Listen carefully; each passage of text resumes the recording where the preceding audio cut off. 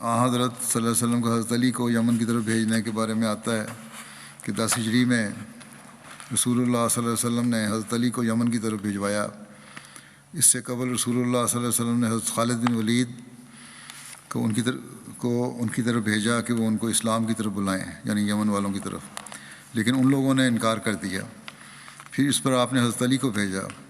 حضرت علی نے اہل یمن کو اپنے آپ صلی اللہ علیہ وسلم کا خط پڑھ کر سنایا۔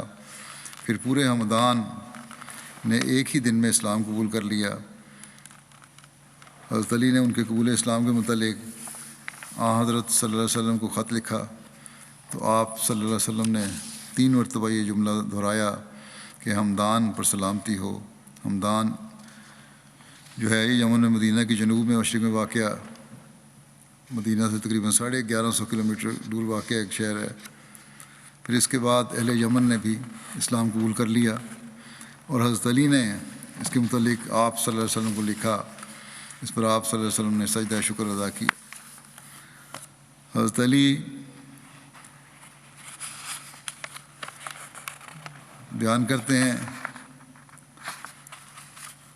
کہ رسول اللہ صلی اللہ علیہ وسلم نے مجھے یمن کی طرف قاضی بنا کر بھیجا تو میں نے عرض کیا، یا رسول اللہ، آپ مجھے بھیج رہے ہیں اور میں نوجوان ہوں اور مجھے قضاء کا کوئی علم بھی نہیں۔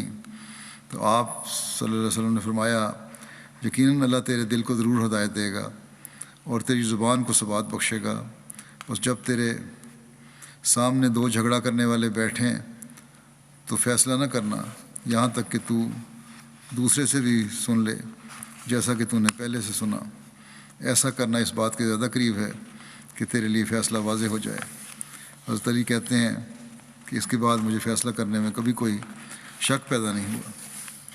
حضرت عمر بن شاس اسلمی جو صلح حدیبیہ کے شاملین میں سے تھے، وہ بیان کرتے ہیں کہ میں حضرت علی رضی اللہ عنہ کے ہمراہ یمن کی طرف روانہ ہوا۔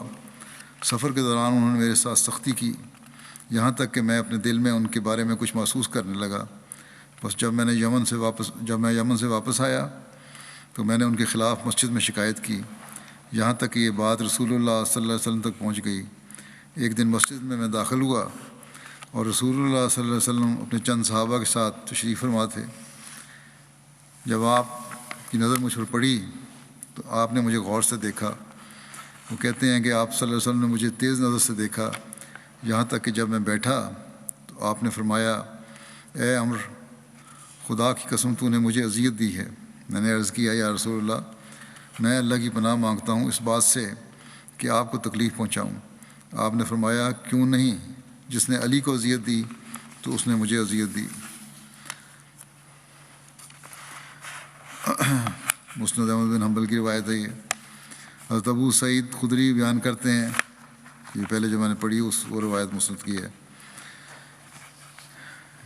اگلی روایت ایک یہ ہے کہ حضرت ابو سعید خدری نے بیان کیا کہ ایک موقع پر لوگوں نے حضرت علی کی شکایت کی تو رسول اللہ صلی اللہ علیہ وسلم ہم میں خطاب کے لیے کھڑے ہوئے۔ میں نے آپ صلی اللہ علیہ وسلم کو یہ فرماتے ہوئے سنا، اے لوگو، تم علی کی شکایت نہ کرو، خدا کی قسم وہ اللہ کی ذات کے بارے میں بہت ڈرنے والا ہے، یا فرمایا وہ اللہ کے راستے میں بہت ڈرنے والا ہے، اس بات سے کہ اس کی شکایت کی جائے۔